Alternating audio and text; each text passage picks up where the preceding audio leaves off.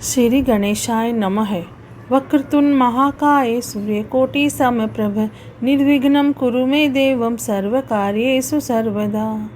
अब हम गणेश जी का नाम लेकर शिव पुराण प्रारंभ करते हैं। ओम नमः शिवाय, ओम नमः शिवाय, ओम नमः शिवाय। भोले बाबा को, शंकर भगवान को कोटि कोटि प्रणाम। शिव पुराण में श्री रुद्र संहिता के द्वितीय खंड में 28वां अध्याय प्रारंभ करते हैं। सती का दक्ष के यज्ञ में आना। ब्रह्मा जी कहते हैं, नारद, जिस समय देवता और ऋषिगण दक्ष के यज्ञ में भाग लेने के लिए उत्सव करते हुए जा रहे थे, उस समय दक्ष की पुत्री सती अपनी सखियों के साथ गंध मादन पर्वत पर धारागृह में अनेक क्रीड़ाएं कर रही थी। सती ने देखा कि रोहिणी के साथ चंद्रमा कहीं जा रहे थे। तब सती ने अपनी प्रिय सखी विजया से कहा कि हे विजय, जल्दी जाकर पूछो कि देवी रोहिणी और चंद्र कहाँ जा रहे हैं। तब विजया दौड़कर चंद्रदेव के पास गई और उन्हें नमस्कार करके उनसे पूछा कि हे चंद्रदेव, आप कहाँ जा रहे हैं। चंद्रदेव ने उत्तर दिया कि वे दक्ष द्वारा आयोजित यज्ञ में निमंत्रित हैं, अतः वहीं जा रहे हैं। यज्ञोत्सव के बारे में सुनकर देवी विजया तुरंत देवी सती के पास आई और सारी बातों से सती को अवगत कराया।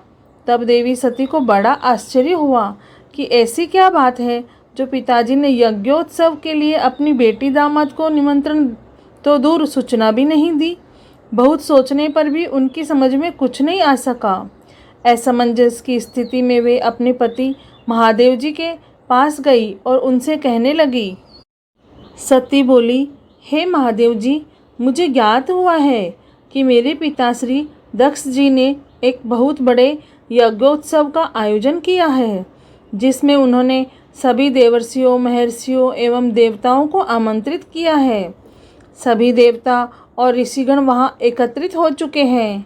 हे प्रभु, मुझे बताइए कि आप वहाँ क्यों नहीं जा रहे हैं। आप सभी सुहृदयों से मिलने को हमेशा आतुर रहते हैं। आप भक्त वत्सल हैं। प्रभु, उस महायज्ञ में सभी आपके भक्त पधारे हैं। आप मेरी प्रार्थना मानकर आज ही मेरे साथ मेरे पिता के उस महान यज्ञ में चलिए। सती इस प्रकार भगवान शंकर से यज्ञशाला में चलने की प्रार्थना करने लगी। सती की प्रार्थना सुनकर भगवान महेश्वर बोले, हे देवी, तुम्हारे पिता दक्ष मेरे विशेष द्रोही हो गए हैं। वे मुझसे वैर की भावना रखते हैं। इसी कारण उन्होंने मुझे निमंत्रण नहीं दिया, और जो बिना बुलाए दूसरों के घर जाते हैं वे मरण से भी अधिक अपमान पाते हैं। हे देवी, उस यज्ञ में सभी अभिमानी, मूढ़ और ज्ञान शून्य देवता और ऋषि ही है।